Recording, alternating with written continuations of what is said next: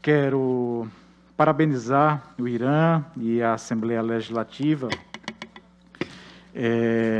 pela iniciativa de lembrar do centenário de Paulo Freire. Neste caso, deputado Irã, acho que é um ato amoroso e de resistência. Aliás, resistência e amor em Paulo Freire são indissociáveis. Não há resistência sem resistência humana para a emancipação sem amor, né? O deputado professor Irã Barbosa, ao apresentar o projeto e a Assembleia Legislativa ao aprovar, mostra que o Legislativo Estadual está sintonizado com o mundo, porque o centenário de Paulo Freire está sendo lembrado desde o início do ano em todo o mundo. E não podia ser diferente aqui no estado de Sergipe, não podia ser diferente na Assembleia Legislativa. E essa questão do centenário Paulo Freire não é apenas uma efeméride em si, né? Essa lembrança está implicada em um conteúdo vivo, pulsante, amoroso, que esse centenário de Paulo Freire produz, gera, fomenta. Queria aqui saudar, não está presente aqui, mas sei que está acompanhando pelas redes, a professora Ana Lúcia, que foi deputada, uma paulo freiriana fantástica, que, na minha opinião, mereceria de Sergipe um reconhecimento maior por tudo que fez e faz. Em nome dela, festejo e parabenizo aqui todos os professores paulo-freirianos, a professora Sandra Biju, o professor Zezito. Bom, senhoras, senhores aqui presentes, todas e todos que acompanham nas redes de comunicação da Assembleia Legislativa. Vejam bem, eu relutei em aceitar o convite, né? Rosângela é prova disso, para falar assim, nessa abertura do Ano Cultural Educador Paulo Freire, porque certamente eu não sou o mais indicado para isso. No máximo, eu sou um leitor interessado, que tem uma curiosidade epistemológica e crítica sobre o pensamento de Paulo Freire. Mas acabei aceitando como um desafio, porque percebi a oportunidade de apresentar um Paulo Freire mais geral, para além de sua importância central na educação. Freire é um filósofo que produziu uma praxe, ao mesmo tempo tão simples e tão complexa, que a sua leitura é um oceano vivo, inesgotável e crescente de possibilidades. Mas aqui, em razão do tempo, eu vou tratar de Paulo Freire de modo mais simples.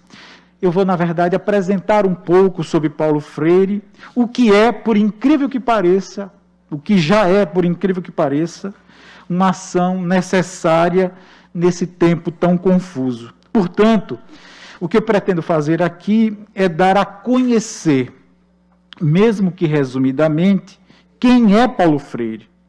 E nesse dar a conhecer, dar a ver Paulo Freire, imprimo a minha leitura sobre a sua importância permanente entre nós. Logo de saída, preciso dizer que é impressionante perceber como o pensamento de Paulo Freire continua vivo e com uma atualidade desconcertante, principalmente nesse momento tão pandêmico que a gente vive, e tão distópico que a gente vive. Eu não acredito, Irã, em coincidência ser o ano de 2021, o ano do seu centenário. Quem minimamente se dispõe a dialogar com Paulo Freire, logo vai perceber que ele não é apenas atual, ele é também urgente e necessário. Muitos de nós já conhecem a história e o pensamento de Paulo Freire, do patrono da educação brasileira, um título que foi conferido a ele em 2012. Entretanto, muitos também não o conhecem, não leram, não se dedicaram a pensar seriamente sobre suas propostas. Outros dizem conhecer Paulo Freire apenas por ouvir dizer, ou às vezes por mal dizer, né? E acabam repetindo mentiras sobre ele. O fato é que em torno de Paulo Freire há um proposital carnaval de ignorâncias, análises distorcidas, maldosas, nuvens de mentira que objetivam em vão impedi-lo. Meu modesto objetivo aqui, senhoras e senhores, então é informar, e quem sabe estimular a busca por se conhecer um pouco mais e melhor sobre Paulo Freire, animar para a sua leitura e convidar todos e todas para um mergulho no que Paulo Freire fala de uma boniteza, um mergulho numa boniteza de refletir, de um refletir dialógico sobre o que ele propôs, sem tomar o seu pensamento como uma verdade, porque Paulo Freire sempre rejeitou isso. Paulo Freire é como portas e janelas escancaradas que nos convida para outros saberes. Então vamos lá, bem resumidamente. Paulo Freire nasceu em 19 de setembro de 1921, no Recife, em Pernambuco, aqui no Nordeste, o que devia ser motivo de muito orgulho para todos nós. Ele veio ao mundo numa família de classe média baixa. Seu pai, um capitão da polícia militar, morreu quando o menino Paulo tinha 13 anos ainda. A sua mãe, Dona Tudinha, Eltrudes Freire, sustentou sozinha os 4 filhos. Então, todos vivenciaram as dificuldades de sobrevivência entre os mais pobres, lá nos anos 20, 30, 40 do século passado. Com imenso sacrifício, em 1943, Paulo ingressa na Faculdade de Direito do Recife. Entretanto, o magistério falou mais alto ao coração daquele jovem advogado que, desde criança, buscou ler o mundo antes de ler a palavra. Aos 23 anos, ele casou com Elza, uma jovem professora que viu um extraordinário potencial em Freire como educador. Elza, companheira de Freire, tem uma importância vital na formação de Paulo Freire como educador. Por influência da mãe, da companheira Elza e de um ambiente católico de perspectiva progressista, Freire se envolve nas atividades de educação popular, na política de leigo da igreja, encarna-se nos movimentos de cultura, molha-se nas palafitas, pisa na lama das periferias do Recife. Em razão dessas profundas experiências de vida, de leitura do mundo, do trabalho com a educação no SESI, Paulo Freire trabalhou com a educação e cultura no SESI, e de sua condição de professor de História e Filosofia da Educação na Universidade, da então Universidade do Recife, ele propôs, deputada Goretti, um programa de alfabetização de jovens e adultos para as periferias da capital pernambucana. Em 1963, Paulo Freire é chamado a coordenar uma ação dessas de alfabetização. Ele foi alfabetizar, junto com outros e outras companheiras, trabalhadoras e trabalhadores rurais em Angicos, no Rio Grande do Norte. Esse trabalho em Angicos foi um sucesso. Além de ensinar a ler e a escrever cerca de 300, 400 pessoas em 40 horas, o método empregado por Freire fazia emergir na superfície da história mulheres e homens conscientes que buscam ser mais, lutando por seus direitos. E que método era esse, empregado por Paulo Freire, que educou e ensinou a ler e a escrever 400 pessoas em 40 horas? Esse aprendizado, resumidamente, diz o seguinte: ele se dava a partir das palavras retiradas do cotidiano pelos próprios alunos, pelas próprias trabalhadoras e trabalhadores. Palavras escolhidas por eles, como, por exemplo, seca, faca, terra, fome, amor, enxada. palavras vividas por eles. Diante dessas palavras ditas, vividas por eles, aqueles alunos rompiam um silenciamento colonial sobre a vida deles, estabelecendo assim um diálogo sobre a vida deles. Um diálogo sobre as palavras, sobre as letras, sobre o sentido de cada palavra na vida daqueles alunos. De modo que tanto os alunos quanto os professores iam aprendendo juntos, dialogando sobre o trabalho, sobre a saúde, sobre o lazer, sobre a esperança, sobre a liberdade, sobre o sonho. As experiências de vida, vejam bem, as experiências de vida e o conhecimento de mundo daquelas mulheres e homens até então invisíveis eram a parte fundamental do ato de educar, de aprender, de saber, da chamada tomada de consciência daquelas pessoas como sujeitos históricos. A repercussão das 40 horas de alfabetização foi tão grande que o governo João Goulart chamou Paulo Freire para montar um programa de alfabetização no Brasil inteiro. O problema é que essa possibilidade de ensinar a ler e a escrever a milhões de pessoas provocou, Irã, um verdadeiro pavor na elite brasileira, que naquela altura, 1963, já preparava o golpe militar e a ditadura militar.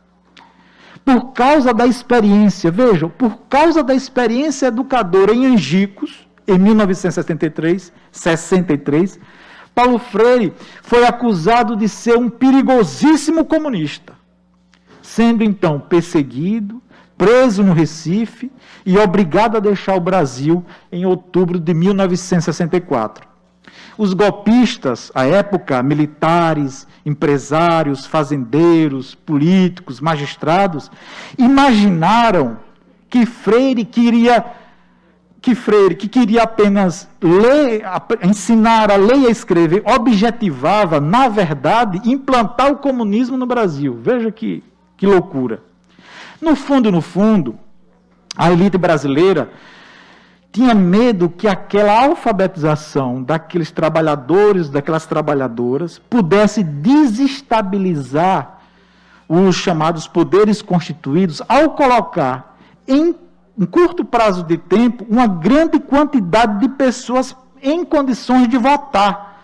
E isso poderia impactar os currais eleitorais. Lembro que naquela época o voto do analfabeto não existia, ele não podia votar. No fundo, a elite brasileira tinha pavor que os pobres pudessem, com a leitura e com a escrita, se tornar sujeitos conscientes e críticos. Em resumo, Paulo Freire foi um educador impedido de educar. Ele viveu 16 anos no exílio, passou pela Bolívia, pelo Chile, pelos Estados Unidos, pela Suíça, só retornando ao Brasil em 1980. No exílio, ele aprofundou seu método, também esteve na África, ampliou sua teoria a partir de outras fontes, escreveu várias obras, entre elas Pedagogia do Oprimido, em 1967. Ao retornar do exílio, Paulo Freire já era muito mais do que um educador. Paulo Freire era um filósofo que construiu toda uma teoria social sobre o conhecimento, tendo por tripé a educação, a cultura e a comunicação, sempre para a emancipação do ser humano. Por isso, a elite brasileira e os seus lambibotas de plantão jamais deram trégua a Paulo Freire. De retorno ao Brasil, Freire deu aulas na PUC em São Paulo e na Universidade Estadual de Campinas, e em 1989 assumiu a Secretaria de Educação da cidade de São Paulo, a convite da prefeita Luísa Erundina do PT. E aqui o tempo já era curto para ele, porque em 2 de maio de 1997, depois de ter sido internado para fazer uma angioplastia, Paulo Freire morre em São Paulo com apenas 75 anos de idade. Bom, em vida e em memória, Paulo Freire, deputado Irã, recebeu 48 títulos doutor honoris causa em universidades no Brasil e no exterior. Ele foi convidado para ser professor em várias universidades do mundo. Ele também recebeu prêmios nacionais e internacionais, a exemplo do Prêmio Rei Balduíno para o Desenvolvimento, na Bélgica, em 1980. Prêmio Unesco da Educação para a Paz, nos Estados Unidos, em 1986. Prêmio Educador do Continente, da Organização dos Estados Americanos, em 1992. E em 1995, Paulo Freire chegou a ser indicado ao Prêmio Nobel da Paz. Hoje, deputados e deputadas, hoje são mais de 350 escolas espalhadas no Brasil e no mundo que recebem o nome Paulo Freire. Além de centros acadêmicos, grêmios estudantis, teatros, auditórios, bibliotecas, centros de pesquisas, ruas, avenidas, praças, monumentos, ocupações e espaços de movimentos sociais e sindicais. Paulo Freire inspira, inclusive, letras de música e foi até samba-enredo. Além de ter sido criado vários prêmios e condecorações que levam o nome de Paulo Freire. As obras de Paulo Freire espalharam-se pelo mundo, foram traduzidas para mais de 30 idiomas. Só este livro, Pedagogia do Oprimido, foi traduzido para 20 idiomas. O professor Eliot Green, da London School, uma universidade importantíssima na Inglaterra, professor Eliot Green, cita em um estudo que Pedagogia do Oprimido é a terceira obra mais citada nos trabalhos da área de humanas no mundo. Ao todo, Paulo Freire escreveu cerca de 39, 40 obras. Importante dizer aqui que o pensamento de Paulo Freire vai além da educação. Existem inúmeros trabalhos sobre Paulo Freire no mundo, envolvendo cultura, envolvendo meio ambiente, envolvendo serviço social, envolvendo psicologia, comunicação, sociologia.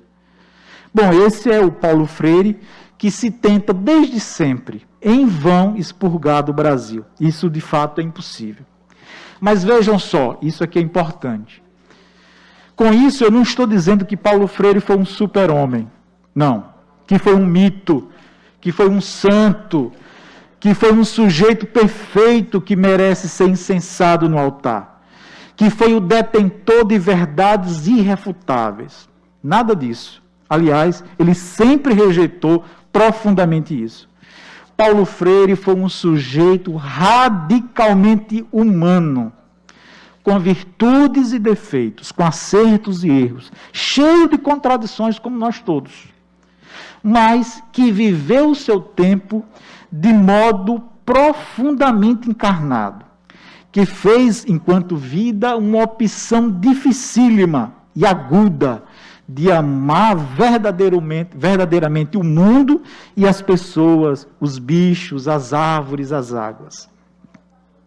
Nesse amar ao mundo e as pessoas, Paulo Freire cultivou, estimulou, propôs, realizou uma permanente crítica dialogada sobre a realidade. Um diálogo, Irã, extremamente respeitoso, amoroso, um diálogo como um lugar necessário para a construção do conhecimento e para o exercício da liberdade. Um diálogo profundamente horizontal, mas sempre em espiral, aberto, sem hierarquias. Um diálogo, como ele dizia, como um encontro para a pronúncia do mundo. Paulo Freire foi um sujeito de radical escuta dos outros, mas com a opção, Irã, de vida claríssima. Disse Paulo Freire: o meu ponto de vista é o ponto de vista dos condenados da terra, o dos excluídos, o dos esfarrapados do mundo. Ele dedicou, de fato, a sua vida à busca pela conscientização, humanização e a libertação desses esfarrapados do mundo, mas como obras deles mesmos, desses esfarrapados. Freire foi um pensador, e que isso é importante, que sempre fez reconsiderações sobre as suas ideias. Ele dialogava no sentido de aprender e de reaprender e de repensar com o outro, que amou profundamente a pluralidade, as diferenças, sempre, sempre no sentido da humanização dos homens. Sim, é preciso ler e compreender Paulo Freire no seu tempo. Isso é muito importante, para evitar os chamados equívocos interpretativos sobre ele. Entretanto, mergulhando-se na sua produção intelectual, o que irá emergir é uma potente, profícua, profunda e universal força criativa que mantém vivos os seus princípios, as bases, os fundamentos do seu pensar.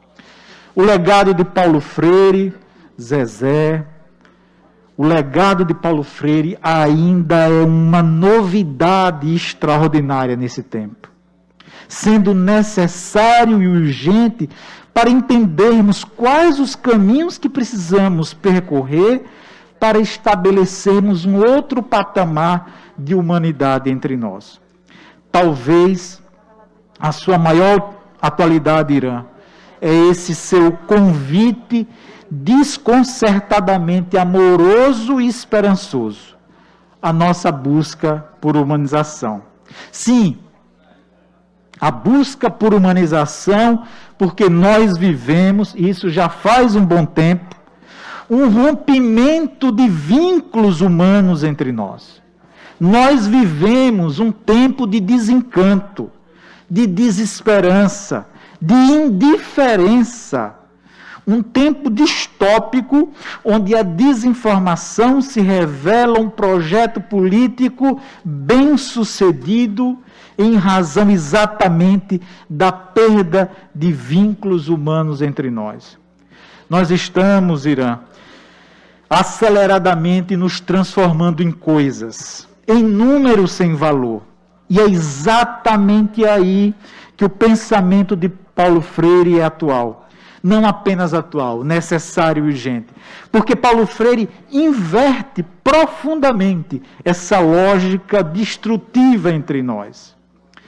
Se hoje nossas relações nos separa, nos coisifica, nos individualiza, nos torna radicalmente indiferente aos outros, mas despejando às vezes ódio e violência contra eles, Paulo Freire nos convida exatamente o contrário. Ele aponta, ele ilumina caminhos que podem nos religar, nos reaproximar, nos reapaixonar pela vida, reconhecendo a boniteza das diversidades, as pequenas experiências cotidianas afetuosas de amor, de solidariedade, de alegria. Seu legado é um caminho permanente, deputadas, que nos convida à humanização. Porque nós vivemos, sim, nós vivemos um período de transição nesse mundo que foi precipitado pela exaustão da razão. Pela exaustão da razão, inclusive, de um modelo ambiental. Um modelo de consumo que se baseou no nosso controle arrogante e opressor sobre a natureza, que produziu e produz um outro coisificado. E essa nossa ação também nos coisifica. Vivemos um tempo em que um pequeno microscópico vírus se mostrou capaz de parar o mundo, as economias, as relações. Não tenhamos dúvidas, meus amigos, nós estamos mergulhados em uma espécie de abismo civilizatório de esgotamento do humano, que não sabemos quando e como, de que jeito nós vamos emergir. E se vamos. Nós não vivemos mais no mundo como promessa de felicidade e de estabilidade. Nós estamos mergulhados no mundo de uma racionalidade violenta, mais institucionalizada, inclusive. Nós vivemos um projeto de morte e de ódios naturalizados, de desamor nas relações. É preciso encarar isso com a maior seriedade. Por exemplo, nós nos tornamos uma sociedade doente, medicada, entorpecida, deprimida, que se corta, angustiada e com ansiedade não se sabe do que. Talvez é o humano que sintamos falta, do humano que nos foi retirado, que foi se desligando, que foi nos separando, nos coisificando. E em coisas não há coração, não há relação.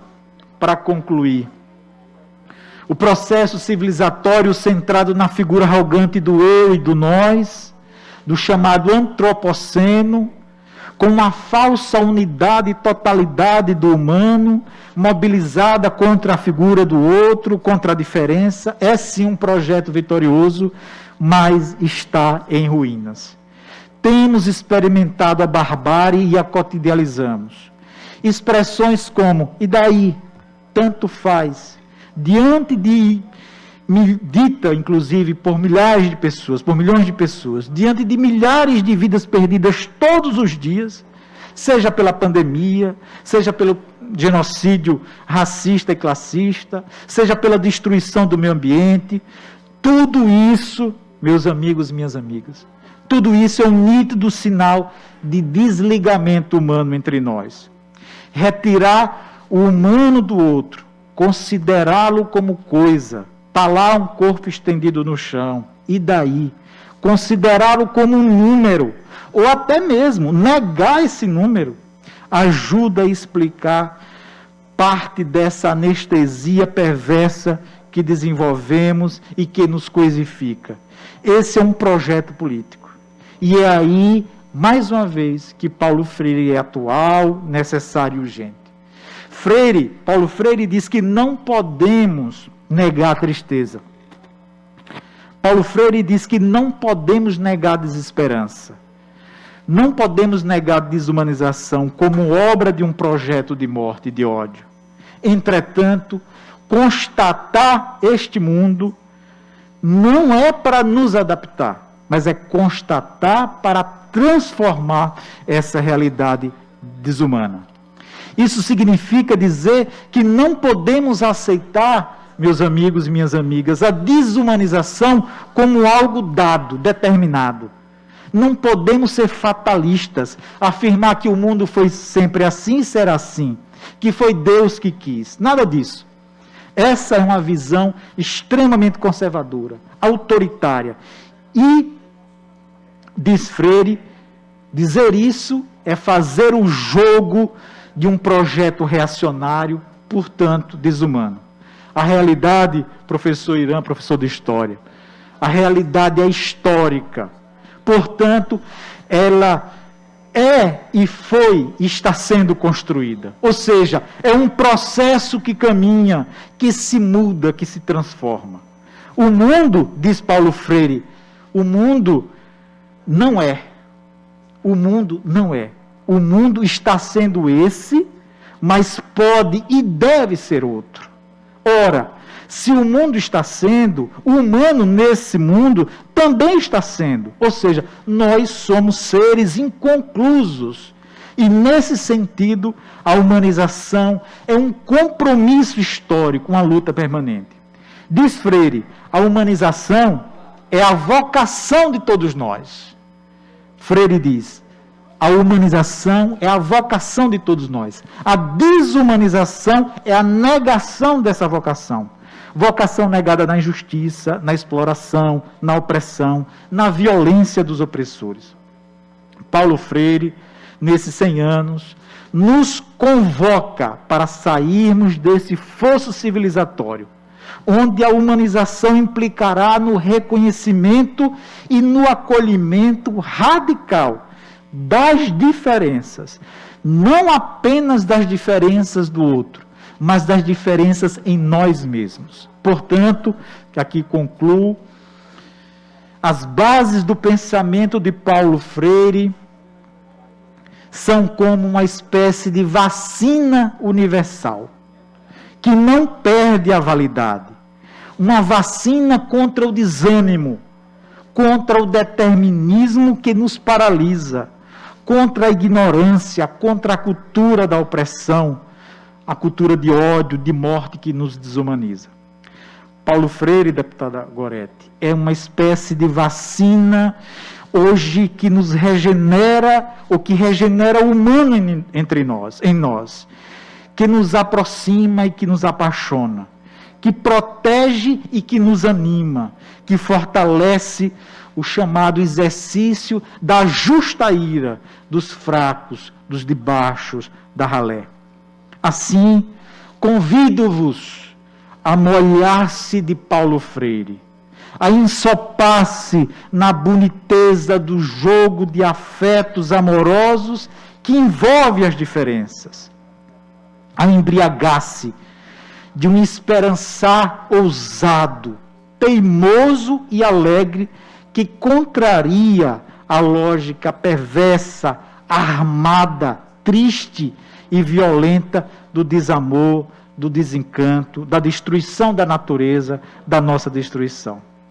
Por isso, devemos sempre festejar, cantar, dançar, comemorar Paulo Freire, com leituras, com debates, mas com arte, com cultura, com alegria, com muita alegria. E sabe por que alegria, Irã? Primeiro, porque o primeiro fundamento, diz Paulo Freire, da luta contra o ódio não é o amor. O primeiro fundamento da luta contra o ódio é a alegria. O que mais irrita a cultura de ódio não é, em primeiro plano, o amor, mas a alegria. O que mais irrita as elites, geralmente violentas e odientas, é a alegria das manifestações de resistência do povo. É a alegria de saber ler e escrever o mundo e a palavra para cantar e dançar a liberdade. Portanto, no centenário de Paulo Freire, precisamos mais do que nunca nos Paulo Freirear. Viva Paulo Freire, muito obrigado. Viva Paulo Freire, viva Cristian, muito obrigado, que beleza de conferência de abertura. Agradecer mais uma vez a você pela grande contribuição, agradecer aos colegas parlamentares, aos quais vou agora, evidentemente, franquear a palavra, se quiserem se manifestar, mas eu queria, antes disso, só explicar, convidando o Cristian para retomar aqui a mesa, só explicar o formato, né? Infelizmente, nós não estamos tendo, nesse momento aqui, uma sessão ordinária, com um grande expediente, com muitos convidados aqui acompanhando este debate, evidentemente pelas razões óbvias que nos acompanham, as restrições que ainda pesam sobre nós, mas não poderíamos deixar, né, deputado Luciano Bispo, de marcar a data com essa homenagem e essa abertura das comemorações do centenário de Paulo Freire. Depois, eu queria pedir licença a todos os colegas, antes de passar a palavra para aqueles que quiserem se pronunciar, eu queria pedir licença e queria contar com a aquiescência de todos, porque eu queria propor, deputado Luciano, que nós fizéssemos uma dedicatória desta conferência de abertura. E eu queria, se assim os senhores me permitem, dedicar esta conferência de abertura à ex-deputada estadual, professora Ana Lúcia, que aqui nesta casa batalhou para que Paulo Freire, e conseguiu aprovação, se transformasse no patrono da educação brasileira. Mas, como disse Cristian, a ex-deputada Ana Lúcia, a professora Ana Lúcia, ela era também uma apaixonada e uma praticante do pensamento de Paulo Freire, na sala de aula. Digo era porque ela já se aposentou, mas continua extremamente envolvida, né, com as questões, inclusive integrando um coletivo sergipano que se chama Coletivo Paulo Freire, ao qual ela dá grandes contribuições. Quero aproveitar para dizer que os meus contatos mais profundos com Paulo Freire se iniciaram, evidentemente, nos bancos da Universidade Federal do Sergipe. Foi lá que eu tive contatos mais íntimos com o pensamento dele. Mas devo aqui dizer, por dever de justiça, que a paixão e a minha verdadeira compreensão do alcance desse pensamento, do pensamento Paulo Freire, se dá a partir da militância sindical sob o comando da então presidente do Sintese, professora Ana Lúcia. Por isso eu quero pedir licença aos colegas para dedicar esta conferência de abertura do centenário Paulo Freire a ela, que é uma referência para nós que acompanhamos sua trajetória e continuamos a acompanhar sua trajetória de luta, de resistência e de contribuição.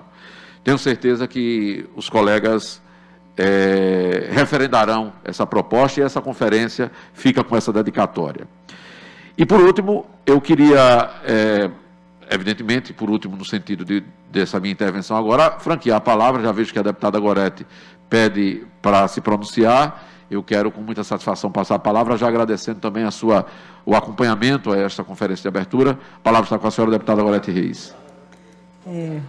Bom dia a todos os colegas aqui presentes.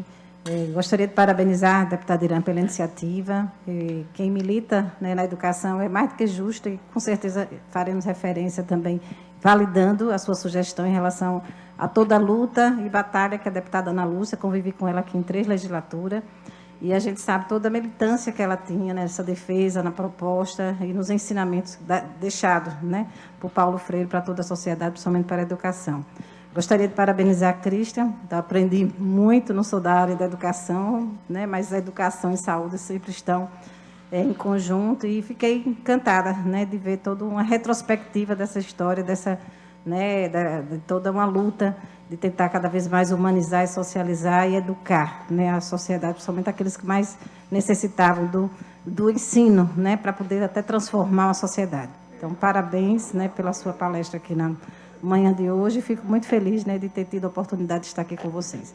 Parabéns, deputada Irã. Obrigado pela atenção, deputada Gorete. Obrigado à deputada Diná por estar aqui e a todos os colegas parlamentares que também acompanharam esta sessão. Eu quero passar mais uma vez a palavra para o doutor Cristian Góes, para que ele possa fazer suas considerações finais, recebendo aqui de nós todos esse agradecimento efusivo pela sua contribuição e pela brilhante conferência que acabou de fazer. Obrigado, Irã. Deputada Gorete, obrigado pelas palavras. O Paulo Freire tem eu não falei, mas ele tem uma importância grande também.